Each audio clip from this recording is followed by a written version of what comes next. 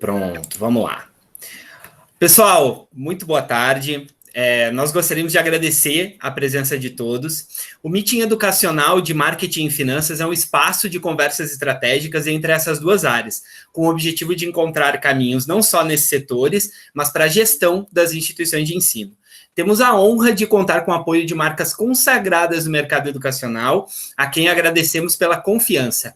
Brandil, Grupo Cobrafix, Fundacred, Qualinfo e SafeTech, parceira premier do Google for Education. A cada semana, às segundas-feiras, às 17 horas, nos reunimos para conversar a respeito de assuntos relevantes para a educação. Nessa semana, vamos falar sobre um tema recorrente e de fundamental importância, a digitalização dos processos de ensino-aprendizagem. A educação antes do Covid já tinha o desafio de se modernizar, de se reinventar, de se digitalizar. Com a pandemia, isso passou a ser imprescindível, um aspecto-chave não só de crescimento, mas de sobrevivência. Contudo, na prática, como se constrói esse processo de digitalização? Como promover a transformação digital das instituições educacionais de uma forma relevante, sustentável e condizente com os objetivos de cada instituição? Para nos ajudar nessa conversa, recorremos a dois profissionais de grande destaque nacional da educação. Primeiramente, minha conterrânea, Beth Cerutti, diretora acadêmica da URI do Rio Grande do Sul e assessora de inovação acadêmica da Rede Financias e Dominus. Tudo bem com você, Beth? Como é que está a nossa União Frederiquense aí? Boa tarde, queridos amigos do Meeting Educacional. Ao Fred, ao Júlio, ao...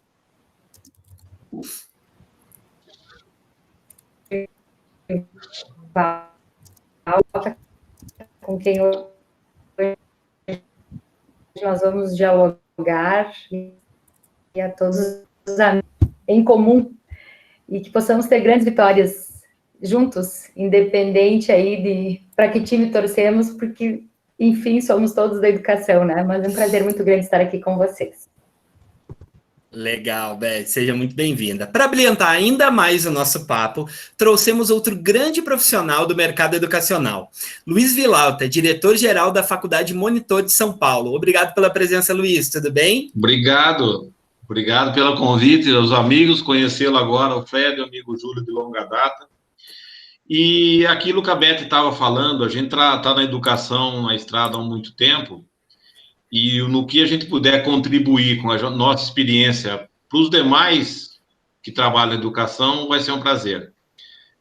A gente tem feito algumas transformações digitais na faculdade que a gente está e também colaborando com alguns amigos, então é um prazer poder colaborar com a experiência e poder contribuir com quem está aqui na sala. Maravilha, professor. Muito obrigado pela presença. Para fazer a mediação dessa conversa, temos aqui Júlio Borba, presidente do Conselho do LIDE Educação Pernambuco, e Luiz Paulo Bezerra, coordenador nacional de crédito educativo do Grupo Ser Educacional. Para que a conversa possa fluir, a gente pede que vocês deixem seus microfones mutados e fiquem extremamente à vontade para fazer perguntas pelo nosso chat. A gente vai estar recolhendo essas perguntas e colocando ela na roda, porque o nosso tema aqui é conversas estratégicas e a gente conta com a participação de vocês. O evento está sendo gravado, posteriormente vai ser publicado na nossa página no YouTube, no nosso canal do YouTube. Então, sem mais delongas, passo a bola para vocês, pessoal. Um ótimo evento a todos. Boa tarde, amigos. Como é bom estar reunido aqui. Como vocês viram, né? Isso aqui está virando um clube, não é? Não é, Vilauta, né, Beth? Vários amigos reunidos, e eu acho que isso é muito bom. Isso só engrandece o setor educacional, só engrandece a educação. Então, que mais iniciativas dessas existam pelo Brasil e nós apoiaremos todas elas, como que gostaríamos de ser apoiados também por vários que estejam fazendo mesmo. Mas vamos lá, né? O tema hoje é bem interessante. Eu acho que é um tema muito atual, é um tema que várias instituições elas se pegaram agora numa necessidade de colocar em prática, não é? Algo que a gente já vinha desenhando há muito tempo, algo que quem já é da educação já sente uma necessidade, que é a transformação digital. Vamos lá, vou começar por Beth, primeiro as damas, tá Vilauta? Perfeitamente, eu ia sugerir. Beth, me fala um pouco, no caso da realidade da instituição da URI, não é? se vocês vêm implantando, como vocês vêm implantando, para a gente fazer esse preâmbulo, depois entrarmos no... Eu queria dizer, professor Luiz, que alguns itens que eu não vou falar, eu vou ter que deixar para ele, porque esse negócio sempre as mulheres, a gente vai ter que sempre falar. Que é isso, professor? Depois o senhor me ajuda. Fica tranquila. Olha, Júlio, até o Roberto eu vi que entrou aqui. Olha lá, Roberto. Tá virando esse clube, realmente. Ó, isso é bom.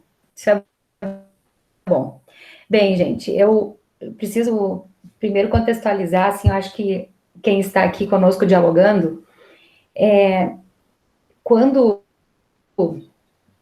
lá em 2014 eu precisava definir, né, os caminhos lá da minha tese, na verdade, a minha tese já fazia uma alusão à educação e às tecnologias, ao desafio do que seria a questão do ensino híbrido, por exemplo. Teve até um financista, eu fiz um sorteio aí do livro, que é a minha tese, e o professor Irã, que está aqui também, ele ganhou o sorteio do livro. Mas vejam, lá em 2012, quando a gente começou a estudar a questão da educação e das tecnologias, a gente entendia que, assim como os autores de referência, eles tratavam a questão dos imigrantes e dos nativos digitais, que sim, nós precisávamos pautar isso, principalmente nas instituições de ensino superior, porque a temporalidade, né, das tecnologias, elas chegariam em algum momento para as instituições. O que acontece de 2012 para cá, na minha vida enquanto pesquisadora, professora, gestora, é assistir a uma série de processos e, obviamente, entender que a pandemia, hoje, ela acelerou tudo isso. Ela fez com que, de fato, as instituições se engajassem. Eu venho assistindo e participando de formações continuadas de grupos de professores de ensino superior, de gestores, e você tem 10%, ou você tinha 10% que acreditavam e abraçavam, e os 90% que diziam, não, isso aí não vai acontecer, que é isso. Isso aí é uma situação que na nossa instituição, nós vamos esperar mais um pouco, nós não estamos prontos. Então, sempre muito aquela visão, às vezes, assim, entre aspas, né, um pouco milagrosa, do tipo, olha, a gente compra aí um software com todas as soluções possíveis, e hoje o nosso mercado está extremamente aquecido para isso.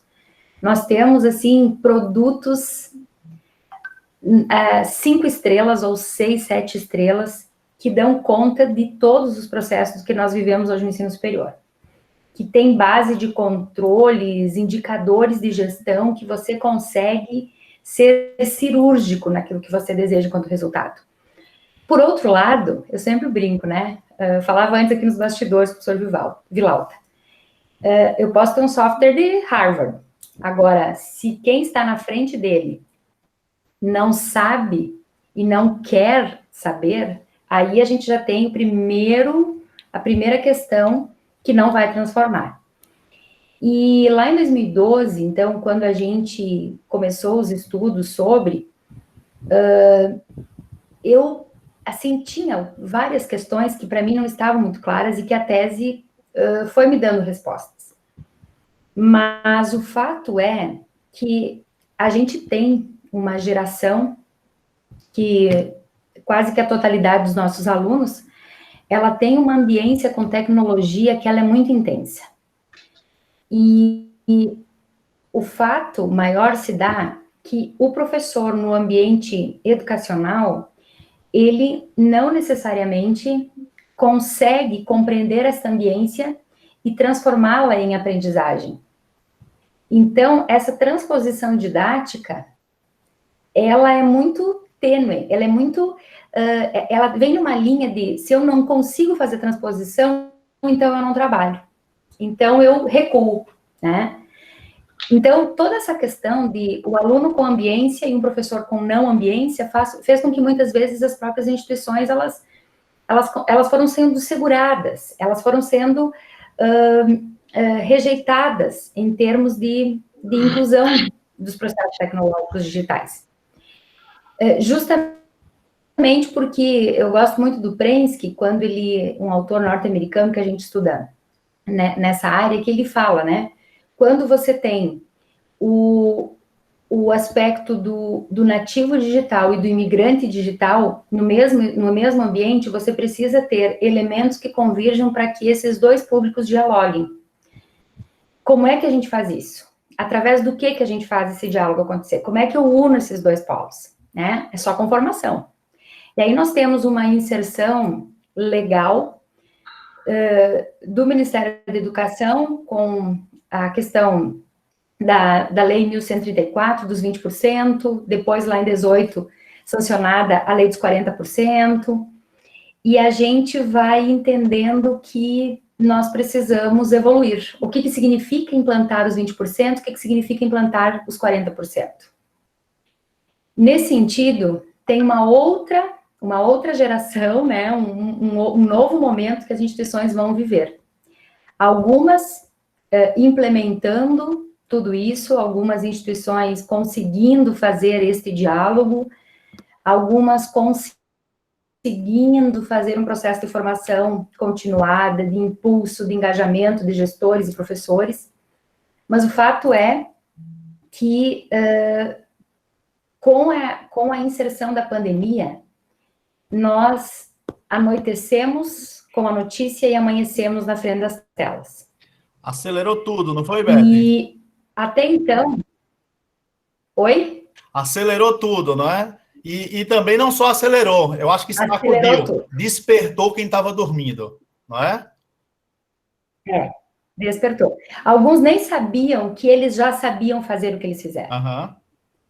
E aí agora vem a grande questão, o que eu vou fazer depois da pandemia, né? A gente tem trabalhado muito aí com a Dominus a questão do novo normal. Como é que eu organizo a minha universidade para isso? Como é que eu planejo meu 2020?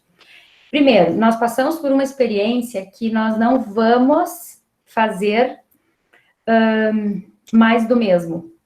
Algumas aulas teóricas, da maneira como a gente fazia, nós não vamos mais voltar a fazer, né? Então, tem uma série de questões que, a partir de agora, é que vem a questão-chave que eu acho que fecha aí com a temática de hoje.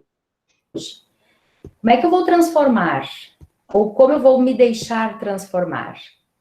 Na condição de gestor, como é que eu transformo a educação? Como é que eu posso aproveitar tudo isso que eu vivi da pandemia para que, de fato, eu consiga somar e positivar as questões que foram elucidadas, que foram lançadas e tiveram um êxito, mas como é que eu trago isso para o meu modus operandi do cotidiano da minha instituição?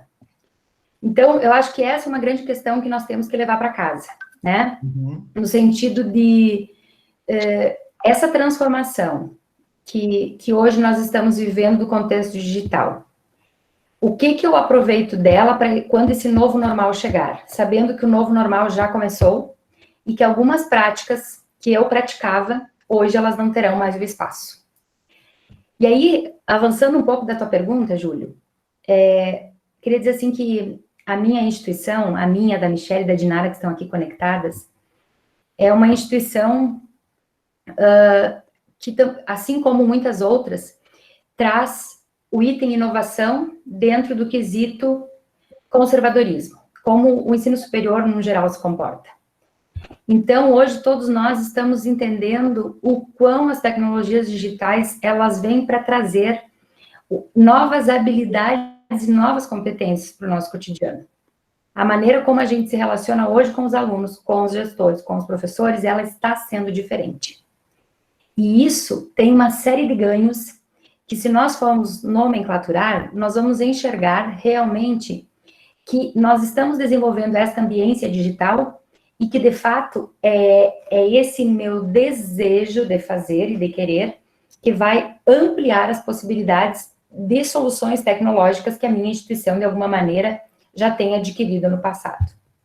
Então, eu trago algumas questões iniciais, assim, Júlio, para a gente poder dialogar um pouco, que é o cenário educacional, o cenário da pandemia, os desafios de trazer essa formação continuada, né, de educação e tecnologias para que, de fato, transforme. Mas está aí o diálogo aberto. É muito bom isso, né, Beto? Eu acho que a gente conseguiu despertar em muito mais instituições. Eu creio que poucas ainda estavam tão trabalhando com essa visão, não é? Vilauta, me fala um pouquinho. Vamos colocar rapidamente, quando a gente fala em transformação digital, é só para a gente lembrar de um outro aspecto de gestão, é que todo o processo de transformação de gestão, de secretaria digital, eu acho que não é o tema de hoje, mas também isso é importante ter.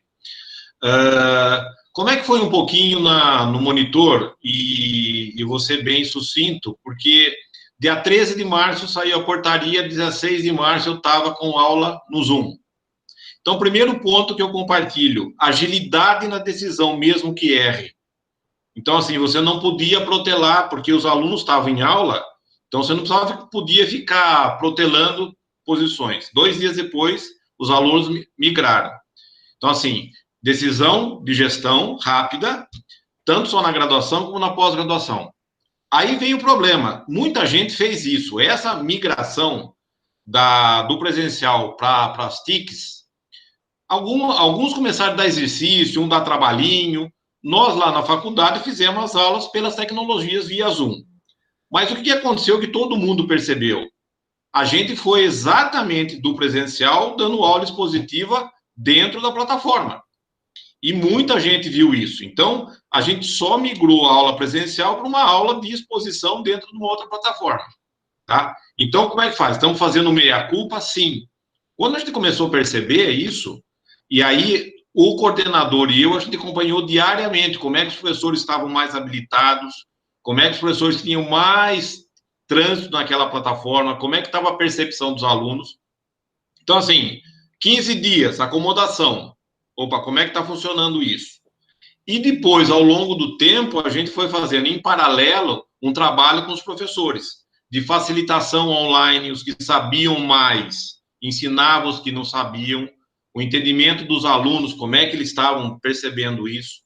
Mas eu acho que, então, o processo dentro da faculdade, no semestre, ele foi positivo, eu diria, tá? Uma avaliação tanto na graduação, a pós-graduação foi muito mais efetiva. Mas o questionamento que eu sempre faço como educador é, em qualquer ambiente, se presencial, se na metodologia EAD ou na forma online, como é que está o aprendizado do aluno? Então, tem todo um processo de obrigação nossa de rever projeto pedagógico de curso, treinar o professor, as instituições de ensino têm que estar muito conectadas conosco, e no final das contas, instrumentos de avaliação, como é que a gente vai saber se avalia ou não? Então, assim, no final das contas, se o aluno aprendeu, perfeito. O que a gente tem hoje é, ninguém sabe se o aluno está aprendendo ou não está aprendendo. A gente tem noção que o aluno provavelmente está estudando um pouco mais, mas não há pesquisa sobre isso. Então, eu acho que a gente está num começo, e esse debate hoje é importante, porque, assim, crise, a gente sempre fala, crise é oportunidade. Todas as instituições de ensino têm um momento de virar a página e fazer uma educação de primeiríssima qualidade de forma híbrida, usando todas as ferramentas, não é só a tecnologia de informação. Então, assim, o desafio para a gente que é educador é muito grande nesse momento. A gente vai falando um pouquinho mais de possibilidades, tá? Mas eu acho que sempre, tanto nesse momento quanto o outro, crucial, professor. Vilauta, é importante a gente frisar também, né? Quantos dados são gerados na educação e quantos dados a educação perde, não é? O modelo 100% analógico muitas vezes nos faz perder e o desafio maior, como você disse, né? A aprendizagem do aluno, que muitas vezes fica difícil de mensurar. Então, quando falamos em transformação digital, e aí colocando um pouco do digital nisso, logicamente, passando por todos os métodos, todas as capacitações, a gente tem que falar das pessoas, não é? Sim, sim. E agora, essa transformação passa por onde primeiro? Vamos tentar colocar algumas etapas? Pessoas, equipamentos, sistemas. Como é que se faz esse trânsito? Quer falar, Beth? Vamos lá, vamos fazer. Eu inicio depois tu segues, né, Vilau? Nós estamos fazendo uma boa dupla aqui. Começa onde termina. Isso aí. Eu acho que essa é uma questão, como tu falavas antes, né, Júlio, dos mitos e das verdades sobre essas questões que hoje nós fomos emparedados, né? Em 2015, 2016, nós criamos aqui no campus o que nós chamamos de Núcleo de Inovação Acadêmica, justamente para trabalhar a formação continuada no processo, enxergando que muitas vezes você traz um colega externo, que ele vem, ele faz uma fala, ele faz um treinamento, ele capacita, mas você precisa de um colega interno, você precisa dos conectores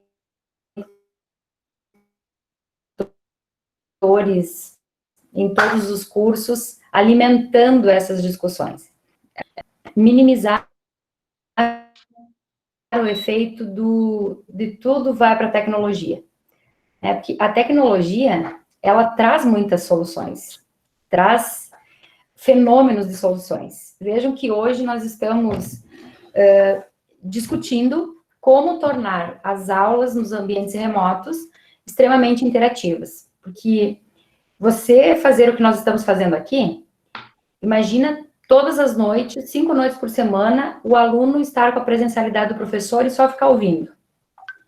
É pior do que uma aula expositiva, né? Então, hoje nós temos uma série de possibilidades, né? O próprio Google, nós estamos utilizando aqui, que gratuitamente nos dispõe uma série de serviços para nós utilizarmos e transformarmos a nossa aula.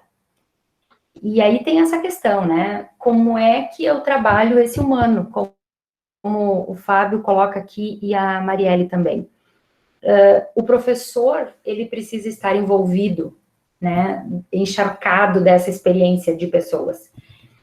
O professor precisa ser muito bem cuidado nessa hora. Ele precisa ser muito motivado, ele precisa ser ouvido, ele precisa ser acolhido. Porque mesmo aqueles que têm maiores facilidades, ou os que têm maiores dificuldades, cada um está no seu campo, cada um está no seu espaço, no seu tempo da história.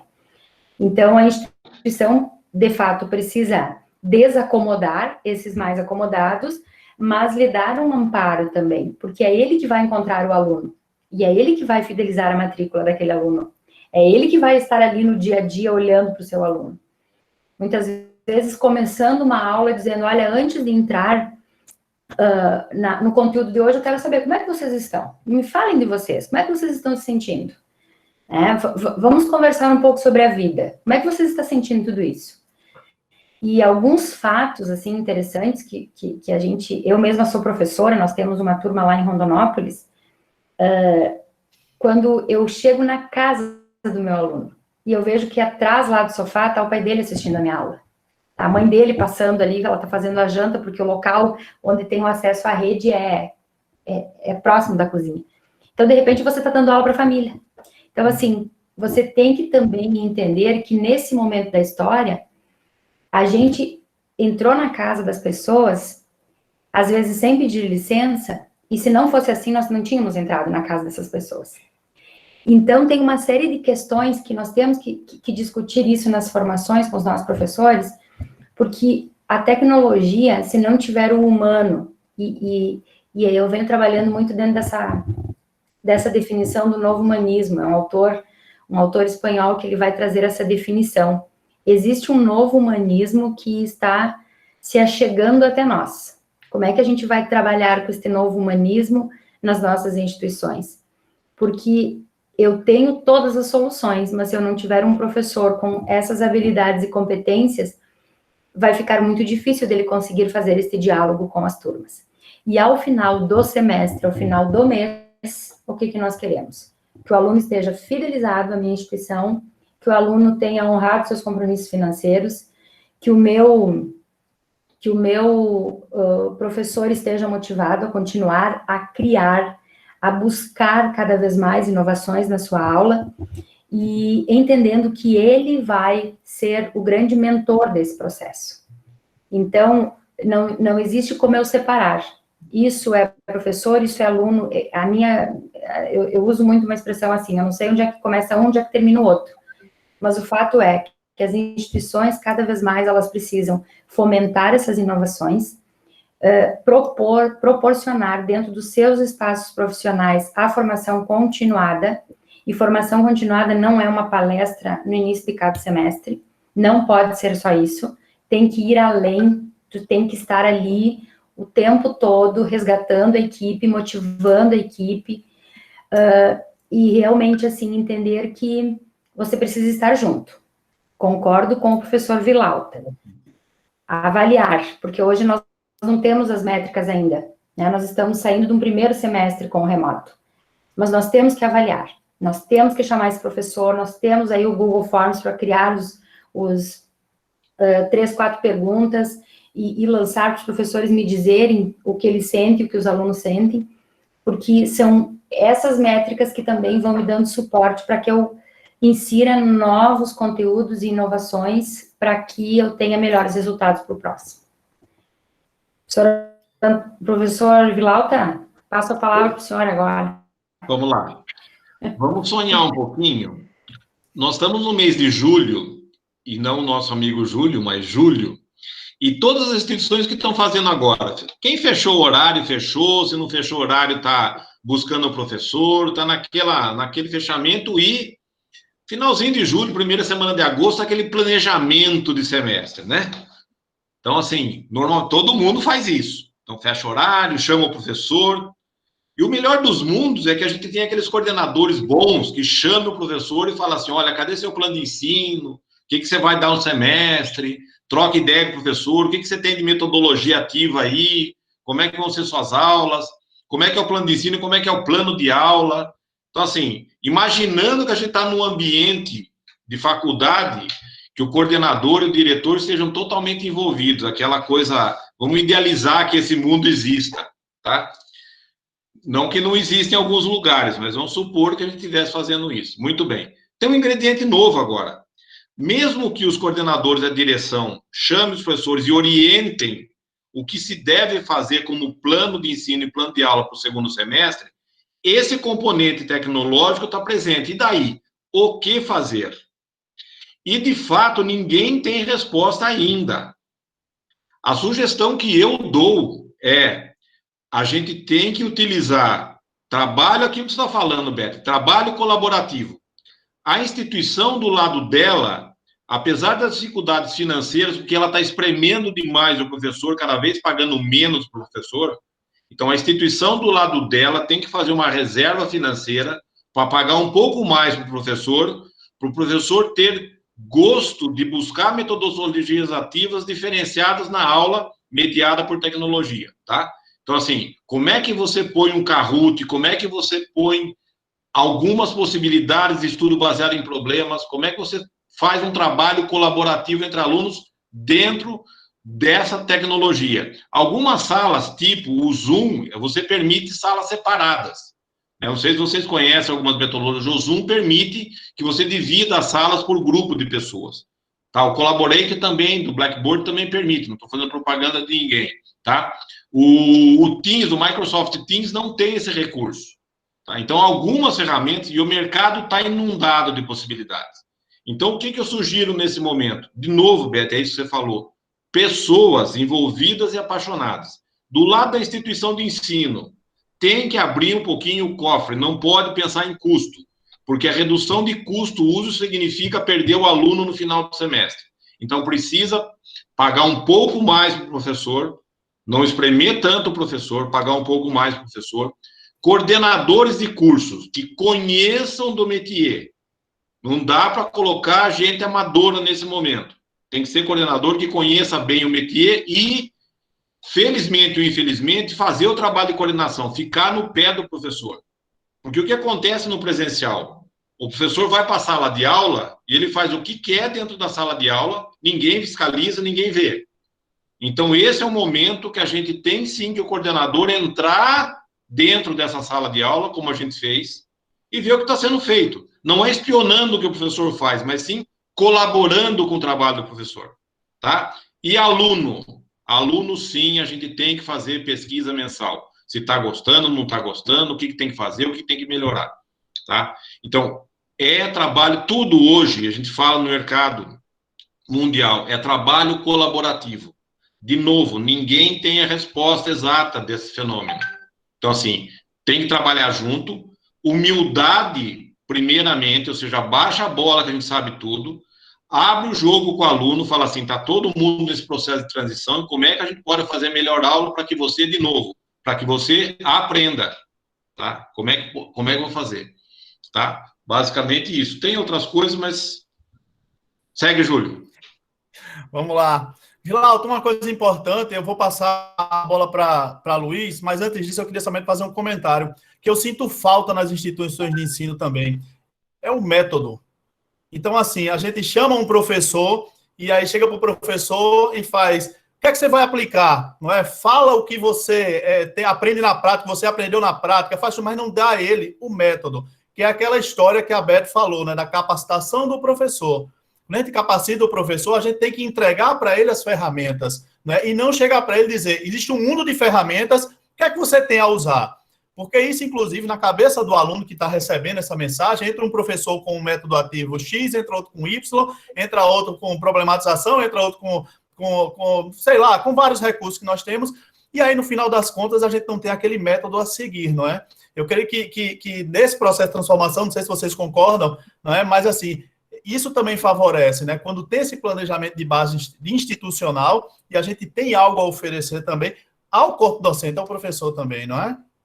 Sim, isso não deve ficar solto, né, Júlio? E é fato. Por isso que eu falei que o mercado não está mais para amadores.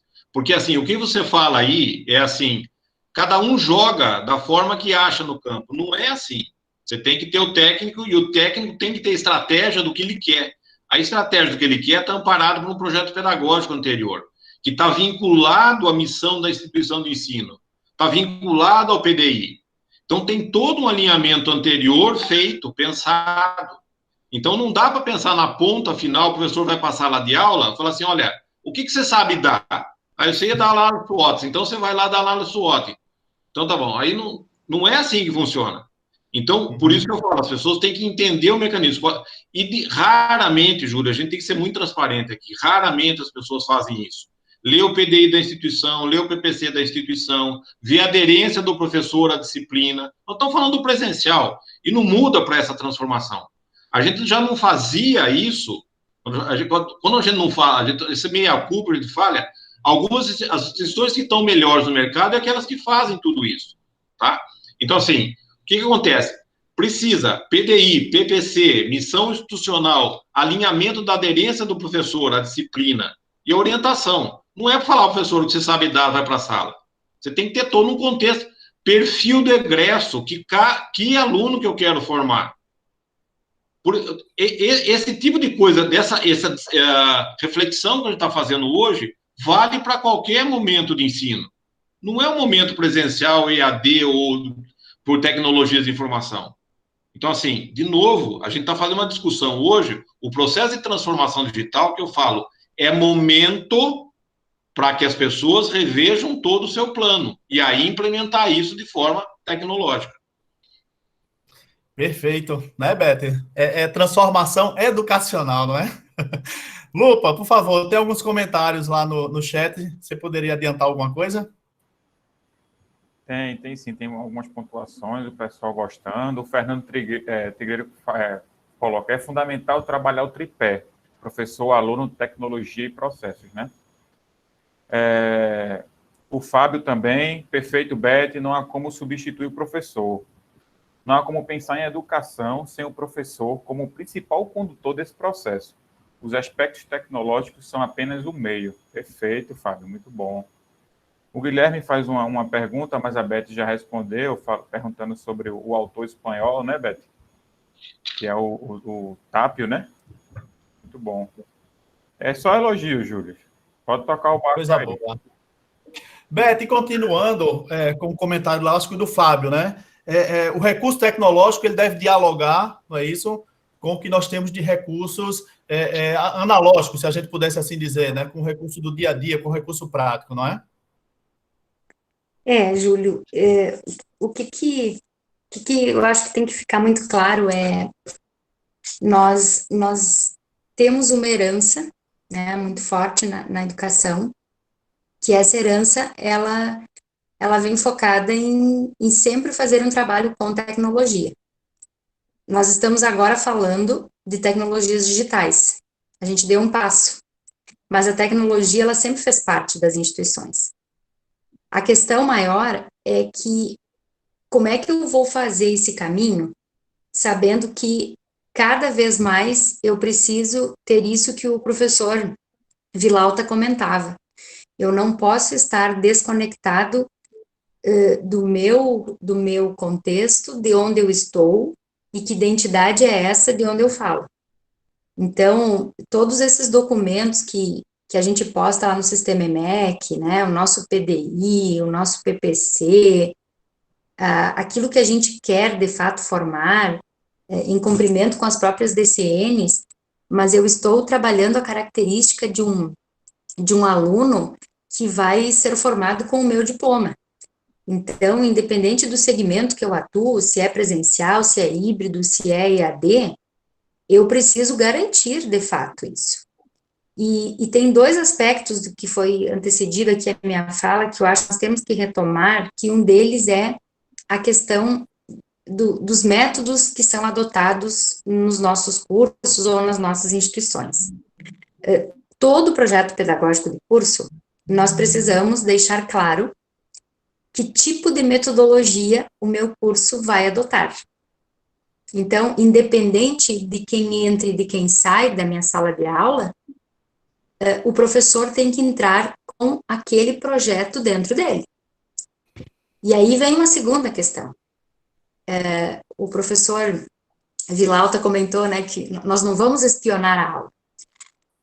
Talvez não seja espionar, mas quais são os indicadores de gestão que os nossos coordenadores de curso hoje têm em mãos para sentar com os professores e para alinhar esses processos, né? E eu tenho, assim, umas 4 páginas de indicadores que a gente trabalha aí nos cursos, e que quando a gente senta, às vezes, com o coordenador, ele diz, mas eu vou ter que fazer isso mesmo? Mas o que isso gera? O que isso gera? Isso gera resultado. Se eu não sei que o meu aluno está retirando o livro na biblioteca, se ele não está acessando a biblioteca digital, por que eu pago na biblioteca digital?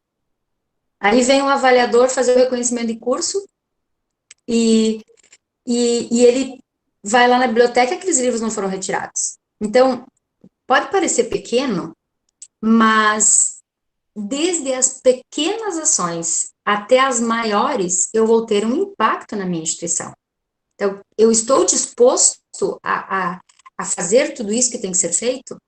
Que habilidades e competências eu tenho para, de fato, fazer com que o meu projeto pedagógico transcenda, né? E que, de fato, eu fidelize o aluno no meu curso. Que, de fato, eu fidelize o colegiado comigo. Porque tem isso também. O professor tem que entender que ele é parte de um colegiado. E como é que ele contribui para esse colegiado? E se eu tenho colegiado, eu tenho tudo. Agora, se eu não tenho colegiado, eu não tenho. Eu não tenho curso, eu não tenho aluno, eu não consigo mover a minha instituição para inovação. E aí vem uma outra questão, que eu acho que é bem importante. Qual é o percurso de aprendizagem que eu desenhei nos projetos pedagógicos de curso? Como é que eu persigo esse percurso de aprendizagem? Né? Quais são os atores que dão esse suporte? Eu paro com o meu colegiado para estudar, ou eu só dou um Ctrl+C, Ctrl+V daquilo que o mercado está fazendo? Esses softwares hoje que nós estamos utilizando, muitos deles gratuitos, que na pandemia eles foram muito salientados e utilizados, é pragmatismo puro.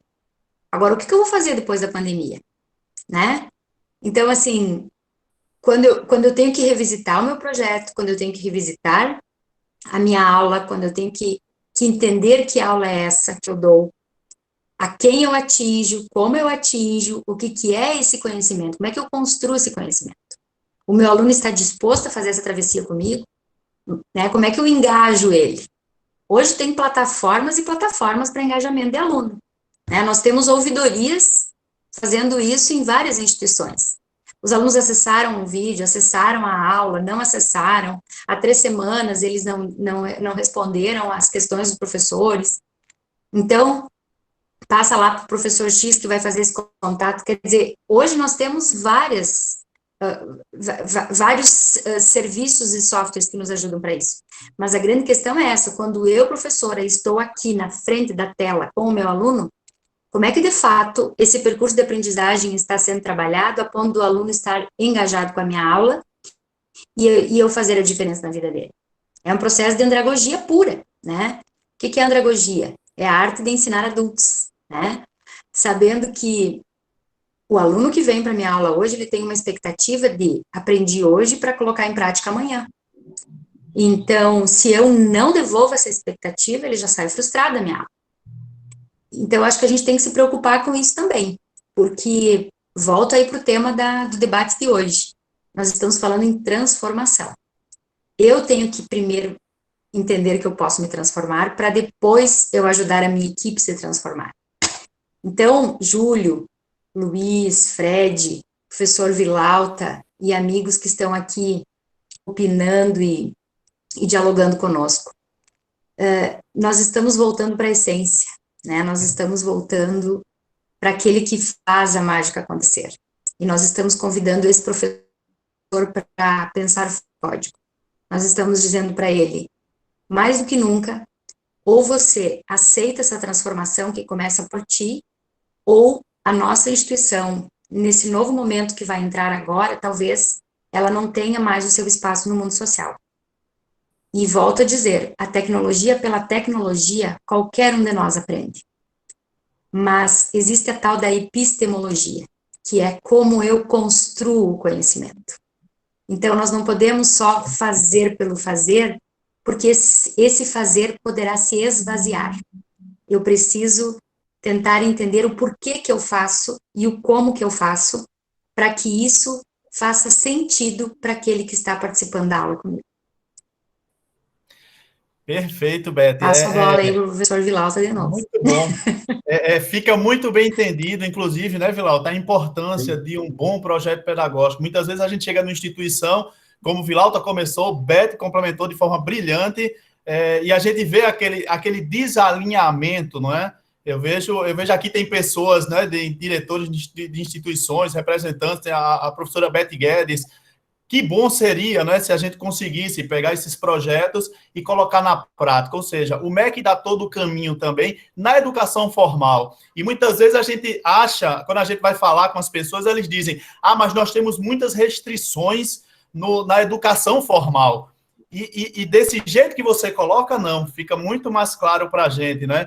Nós temos os sinais, a autoavaliação institucional, que poucas instituições mesmo cumprem, não é? Está aqui o professor Guilherme Marbach, talvez que não deixe mentir, né? Que talvez cumpram com exatidão, que registrem tudo, que façam realmente uma autoavaliação, uma autocrítica, não é, Vilauta? Sim, e quando a gente fala do MEC, a gente fala, às vezes o pessoal fala, o MEC não deixa fazer. Mentira! O MEC deixa sim, o MEC quer. Eu sou avaliador do MEC também, e quanto mais inovadores os projetos pedagógicos, melhor. Uhum. Então a gente já recebe comissão, então fala, o MEC não pode. Quem falou que não pode? Sejam audaciosos. Os próprios ECNs dos cursos não falam que você tem que ter matriz curricular ali dentro. A matriz curricular foi inventada ao longo do tempo, você não precisa seguir aquilo lá, tá?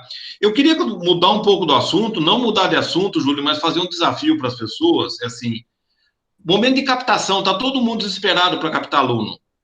E aí um detalhe curioso, que instituição de ensino hoje está fazendo uma degustação da sua aula online para o aluno saber como é que é? Ninguém. Continua todo mundo vendendo no site do mesmo jeito que vendia antes. Ninguém está falando, olha, venha para cá conhecer, venha degustar como é que vai ser minha aula no segundo semestre. Como é que está sendo isso? Então, assim, Às vezes tem muita instituição de ensino dando curso, tipo MOOC da vida, aqueles cursos autoinstrucional, não é isso que eu estou falando. Como é que eu mostro para o aluno uma experiência diferenciada para que, olha, venha conhecer meu curso, venha estudar comigo para você saber como é que vai ser meu semestre. Por quê? Eu já sei como é que eu estou organizado, eu sei como é que o projeto pedagógico está feito, eu sei quem é o meu professor, eu sei que o professor vai dar, e você vai saber o que você vai aprender aqui conosco. Por que que ninguém faz isso? Porque ninguém está preparado ainda. Então, assim, é medo do que fazer. Então, de novo, as instituições de ensino que começar a fazer uma degustação, tá? Mínima que seja, falar para o aluno, olha, vamos fazer uma aula teste, vem assistir minha aula teste aqui, tá? Outro ponto que eu queria colocar, que a gente, tudo que a gente está falando hoje, Beto, Júlio e Luiz, né? São reflexões da educação. A gente que está nesse mundo, e a gente, de novo, é um momento grande para a gente melhorar a educação. Então, quando a gente fala de qual é a carga horária ativa real do aluno hoje, no momento de transformação digital? A aula começa às 7 e termina às 10h30, ele tem 3 horas e meia de carga horária ativa, ele fica do outro lado da câmera, ele está assistindo, ele está focado na aula, ele dispersa. Como é que está essa atenção dele? É mais ou menor do que na sala de aula presencial. Na sala de aula presencial, ele está lá, às vezes ele está olhando o professor e não assiste. Como é que é isso dentro de uma plataforma? Ele fecha a câmera, vai tomar um café, volta. Então, qual é o tempo útil de aula que eu tenho? E outra, esse tempo útil de aula que eu tenho, como é que eu seguro o aluno aqui? É o mesmo jeito que eu seguro em sala de aula, professor bom, metodologia ativa, desenho, resolução de problemas. Então, volto a insistir, desculpe bater na mesma tecla, gente boa, apaixonada por educação como a gente, que queira fazer as coisas direito, e não importa, tecnologia a gente vai na esquina e compra, com todo o respeito da simplificação. Tem um monte de material no mercado, vai na esquina, compra. Mais barato, mais caro, depende da possibilidade da sua instituição. Mas gente apaixonada é difícil achar. Pois é, a realidade, né, Vilalta? A realidade do dia a dia, né? É isso. É isso. Qualquer instituição... Então, Júlio, desculpa interromper. Não. Quando eu falo de simplificação, nós estamos com 2.500 instituições de ensino no Brasil. Eu acho que a gente já navegou por algumas, e todas elas sofrem do mesmo problema. Então, assim, o que a gente fala aqui, todas elas têm. Então, eu acho que a possibilidade, e de novo, a transformação digital se dá pela transformação das pessoas. É esse o ponto. E a pessoa é assim, é o coordenador, é o professor, é o diretor da instituição, é o mantenedor, são as pessoas envolvidas. E aí você põe a ferramenta adequada para fazer o match disso tudo. É esse o ponto. Desculpe te interromper, Júlio. Não, perfeito, perfeito. Quer complementar, Betty? Eu só acho que nós temos que gravar essa frase aí do professor Vilalta, que se a Beth Guedes já era apaixonada por ele, né? E tu já deste o recado. Já estou aqui me justificando que você já deu o recado. Nós temos que copiar essa frase e colocar ela lá no anúncio depois do vídeo que está sendo gravado. Porque é isso. Se a gente tem realmente as pessoas comprometidas conosco, ela transcende qualquer software, qualquer solução tecnológica que a gente tem. Porque, ao final, quem o aluno está encontrando no remoto ou em qualquer outro ambiente é o professor. E de novo, recai sobre o professor os ombros, né? Os ombros fortalecidos do que são as nossas IES. Se eu tenho um professor comprometido com a nossa visão e com a nossa missão, ele vai fazer com que isso aconteça.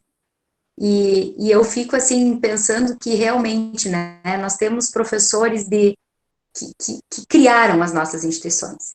E eles se reinventam de tal maneira, e eles são referência nos colegiados, e quando se fala daquele nome, você tem uma, como é que eu vou dizer, é a pessoa instituída né? Ela se torna uma instituição, aquela pessoa.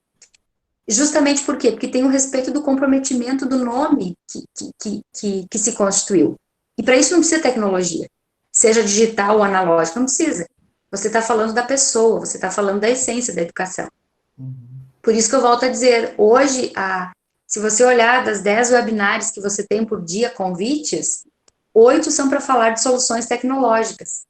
Essa aqui está sendo diferente porque ela está dizendo assim, olha, nós temos que pensar que por trás da tecnologia existe um ser humano que faz a instituição acontecer. E mais do que nunca, a grande bola da vez é o ser humano, é a pessoa. Porque hoje está no papel do professor esse aconchego, né? Esse chegar ao aluno. Eu tive essa semana aí vou contar aqui um fato pessoal, se vocês me permitem. Alguns amigos que estão aqui na web sabem, o meu esposo está com coronavírus, e ele há 2 semanas não conseguiu entrar em sala de aula no remoto. E os alunos fizeram uma rede de apoio para ele, através de mensagens, de vídeos, falando sobre tudo aquilo que ele ensina e a maneira como ele se despede deles.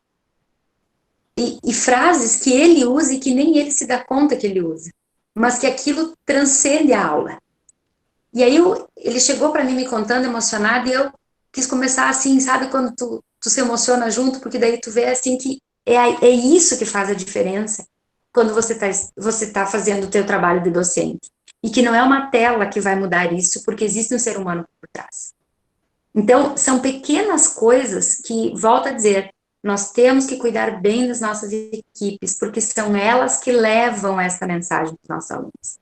Não adianta você comprar as melhores campanhas de marketing, porque essa degustação que o professor Vilauta fala ali, né? Esse é o grande momento de nós fazermos. Mas escolher quem são os professores que realmente vão conseguir fazer isso. Então, fica aí, eu acho que uma grande reflexão dessas frases aí que o professor falou agora, e que eu endosso de maneira muito carinhosa, porque faz muito sentido, como diz aqui o nosso querido Leandro, nosso querido Leandro, que inclusive é meu tio, que está aí no Nordeste, né, construindo a educação também. É excelente essa colocação, porque é isso que a gente acredita. A gente faz mais nas nossas instituições porque a gente acredita que é possível transformar. Ô, Júlio, só pegando o gancho de Vilauta e da Beth, de fato, o professor e o coordenador, ele tem esse contato de frente com o aluno. Então, qualquer dificuldade que o aluno tem, ele vai procurar o professor, o coordenador, né? Então, é isso que a gente precisa, é humanizar ainda mais. Eu sei que a plataforma é muito boa, eu sei que tecnologia, hoje em dia, abre aspas, é tudo, né, para a educação de ensino independente, seja superior, infantil, enfim. Mas aí, acabei de receber uma mensagem de uma amiga minha que tá nos assistindo, ela coloca, professor ruim desmotiva. E é o que a gente não quer, né? A gente não pode estar perdendo aluno por causa de professor ruim. Mas não deixa mas não deixa ele ficar desmotivado. A culpa, se ele está desmotivado, pode ter outras frentes, hein? A gente tem que trabalhar pertinho disso, exatamente. Pois é, Vilauta resumiu muito bem, né, Vilauta? Ele falou que a instituição são pessoas. Beth também complementou muito bem isso, né? Estamos aqui pertinho, faltando 5 minutinhos só para terminar, mas eu acho que hoje ficaram palavras brilhantes de vocês, né? A gente falando tanto de tecnologia, e a gente percebe que as melhores tecnologias já estão nas instituições de ensino, né? Nós já temos todo um arcabouço estrutural para colocar em prática. O que precisa agora é isso, né? É exatamente se debruçar e realmente colocar em prática. É ler o projeto e ver se o projeto ainda continua coerente com a instituição, não é? É fazer as autoavaliações de forma crítica, né? E realmente ver se isso daí tem o comprometimento de todos, tem a lealdade das pessoas para trabalhar e, principalmente, né, adequação a essa realidade e às próximas realidades, porque as instituições de ensino, o que elas precisam é acompanhar a realidade da sociedade, não é? Ela não pode estacionar ela não pode travar a evolução da sociedade. Vilauta, eu queria que você fechasse com algumas palavras, depois eu passo para a Beth. Na ordem, Beth, comecei por você, agora eu termino por Vilauta. Eu só gostaria de agradecer a oportunidade e eu sou realmente apaixonado pela educação e dos lugares que a gente passa, a gente cria amigos, né? Isso eu acho que é o mais importante, tá? Em qualquer nível que a gente esteja, a gente cria amigos dentro da instituição e quando a gente cria amizade até com os professores, isso transforma-se numa onda muito positiva. Então, é uma forma que a gente trabalha, eu acho que a proximidade de se criar amizades dentro da instituição é muito positiva. Na Faculdade Monitor, que eu estou hoje, a gente criou alguns cursos de facilitadores educacionais, justamente para dar um apoio para os professores. Um curso que agora a gente vai lançar de educação digital, que tem muito conteúdo, inclusive aquela disciplina inédita chamada etiqueta educacional, quer ver como é que você se porta aqui dentro das telas, que é uma coisa inovadora. E eu queria só, depois de agradecer, mas só deixar um desafio para o pessoal que está aqui. Há uns 2 anos, mais ou menos, me perguntaram como é que a gente poderia mudar a educação. E eu fiz um vídeo falando que ela deveria ser customizada, uns 2 aninhos, e customizada para cada aluno. E como é que eu customizo a educação para cada aluno? É impossível? Não. Como é que eu faço uma educação individualizada? Ou seja, eu atinjo cada aluno no âmago do coração dele, como é que ele ensinar. Aí tem que ter tecnologia. Então, sei, pode custar um pouquinho caro, mas lá no processo seletivo, quando o cara faz inscrição no site, hoje, se eu usar a inteligência artificial, eu sei tudo que ele gosta, que rede social ele está, o que ele gosta de comer, onde ele viaja. Então, por esse processo seletivo inicial, e usando inteligência artificial, eu já sei mapear o aluno, sei o que ele gosta. Eu posso levar isso para a sala de aula, se eu tiver bons aplicativos de inteligência artificial, posso passar isso para o professor, e o professor conhece cada aluno dentro da sala de aula e ele pode customizar a sua aula. Então, estamos falando, sim, transformação digital, mas transformação digital de ponta a ponta, que eu começo no processo seletivo, eu passo para dentro da tecnologia, eu envolvo o professor nessa tecnologia e eu levo isso para o aluno, tá? Então, o aluno vai se sentir com uma aula direcionada, porque o professor, numa sala de aula, começa a dar alguns exemplos que fala, não, mas esse exemplo é para mim. Quem faz isso no Brasil hoje? Quase ninguém, tá? Então, se alguém que está na sala hoje começar a desenvolver o uso, vai fazer uma educação customizada. E eu queria agradecer o convite, a participação, de conhecer a Beth. Obrigado, Júlio. Obrigado, Fred. Obrigado, Luiz. E não sei se a Beth Guedes está aqui. Foi um prazer revê-la por aqui de novo. Obrigado, Júlio. Nós que agradecemos, Vilauta. Beth, por favor, suas palavras finais. Ainda dá um tempinho. Fred ainda está aterrissando a aeronave. Para pousar na hora. Eu tenho um minuto para concluir. É complicado. Professor Vilauta, nunca mais eles vão convidar nós dois para fazer juntos o Meet. Porque já terminou, né? Já terminou algo assim tão legal. Mas assim, colegas, eu quero dizer que realmente eu sou eu amo discutir educação e tecnologias. Sou assim uma incentivadora de projetos inovadores nas instituições. Os nossos alunos, eles cada vez mais precisam enxergar diferenciais nas nossas IES, eles precisam comprar algo além daqueles créditos de aula, eles precisam viver uma experiência nas nossas instituições. E essas experiências, elas são humanas, tecnológicas, elas são de conhecimento que passe pela experiência do vivido, porque quando a gente passa pela experiência, isso faz com que a gente aprenda muito mais, não só como ouvinte, mas como protagonista. Então, a tecnologia, ela nunca vai ser a principal questão que vai aparecer, ela vai ser um dos elementos, mas quem vai descortinar um método ativo vai ser o professor, vai ser esse colegiado de curso, vai ser esse coordenador que tenha uma visão muito mais inovadora do processo e queira trazer isso para a sua instituição. Mas são desafios que nós temos que nos propor quase que diariamente, né?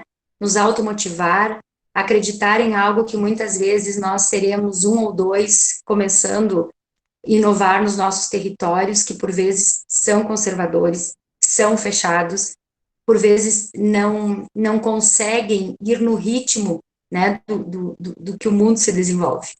Mas nós nunca estaremos sozinhos, nunca estaremos sozinhos. Prova é de que nós estamos aqui há 1 hora, já tivemos aí até 50 e poucos colegas do Brasil todo conectados. Então, em algum lugar, em algum momento, você vai ter o apoio de alguém. Você vai ter, como disse o professor Irã ali, né? Nós estamos juntos, ninguém solta a mão de ninguém. O professor Irã escreveu aqui no chat agora há pouco. Que é um pouco isso. Nós nunca estaremos sozinhos. É um pouco isso que o Meeting está fazendo conosco. Vamos fazer um encontro para discutir isso. Vamos agregar valor às discussões das nossas IES. E eu acho que Fred, Júlio e Luiz, eles têm essa veia de inovação e conseguem enxergar esse conteúdo não como um conteúdo só de mercado, mas como um conteúdo que está por trás de tudo o que se pensa de ensino superior hoje. E digo mais, que nós tenhamos que aprender com pessoas como eles, que estão dando um testemunho para a educação, que emprestam, né, aí suas histórias, suas memórias, seus horários para fazer momentos como esse, em agregar pessoas em prol de um projeto que é de todos nós, no individual, mas que se torna coletivo. Então, dizendo tudo isso, eu também agradeço vocês por esse momento, que sempre é muito precioso, porque estamos aqui diante de amigos que já nos conhecemos em algum lugar, e amigos que, a partir de hoje, estão registrados aí na conta do Meeting Educacional.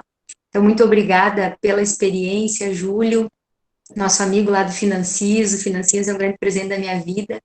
Conheci muitas pessoas bacanas, que dialogamos, e uma rede que é muito solidária entre as universidades, os amigos da Dominus, que fazem com que a gente aí dialogue sobre formação de gestores pelo Brasil todo, os amigos da URI, que é a minha universidade do coração, a qual eu tenho o prazer de gestar alguns processos com pessoas magníficas que acreditam junto com a gente, e dizer que esses professores, como o professor Vilauta, são professores que acreditam nos seus propósitos, né, e constituem equipes para isso.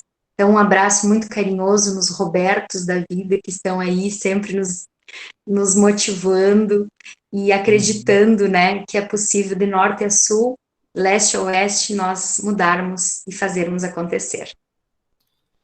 Tá vendo, Beth? Culpa de Roberto estarmos aqui, termos nos conhecido, não é? Esse ano que passou, tá vendo? Esse cara que é uma pessoa maravilhosa também, que mora no meu coração. Amigos, muitíssimo obrigado, tá? Foi fantástico. Eu creio em tudo que nós falamos aqui. Quando aplicado, certamente nós teremos uma educação muito, muito melhor nesse país. Fred, contigo, amigo. Pessoal, então, chegada a hora de agradecer a todos pela presença, em especial os nossos debatedores. Tivemos aqui conversas educacionais de altíssima qualidade, cumprindo com o propósito do evento. Eu tenho certeza que, assim, hoje, realmente, a cada edição a gente vem trazendo coisas novas. Hoje foi incrível. Caso sua pergunta não tenha sido respondida, eu acho que a gente conseguiu responder a todos, mas se você quiser entrar em contato com o Meeting, propor algum tema, conversar com a gente, o nosso e-mail é o contato@meetingeducacional.com.br.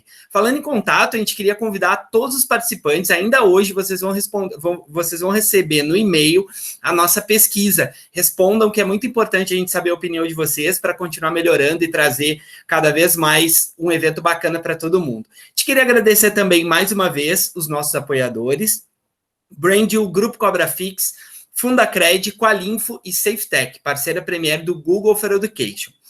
Na próxima segunda-feira, no mesmo horário, marque na agenda, nós vamos falar sobre evasão, com o tema Manter seus alunos é tão ou mais importante que captar. Teremos aqui as presenças de Miro Severiano, diretor financeiro da Associação Santa Marcelina, e César Rafael, gestor de marketing da Universidade FUMEC. As inscrições serão abertas em breve, não perca. Siga o Meeting Educacional de Marketing e Finanças nas redes sociais, no LinkedIn, no Instagram, no Facebook, fique por dentro das nossas novidades. Essa semana vai ter uma novidade bacana, a gente vai dar um presente aí para todo mundo que já participou das nossas edições de 2020 do Meeting. Fiquem ligados aí nos seus e-mails. E lembrando que essa nossa conversa vai ser disponibilizada no nosso canal, no YouTube. Aproveita e se inscreve lá para ficar por dentro dos nossos conteúdos. Grande abraço a todos e até a próxima. Até a próxima, pessoal. Obrigado.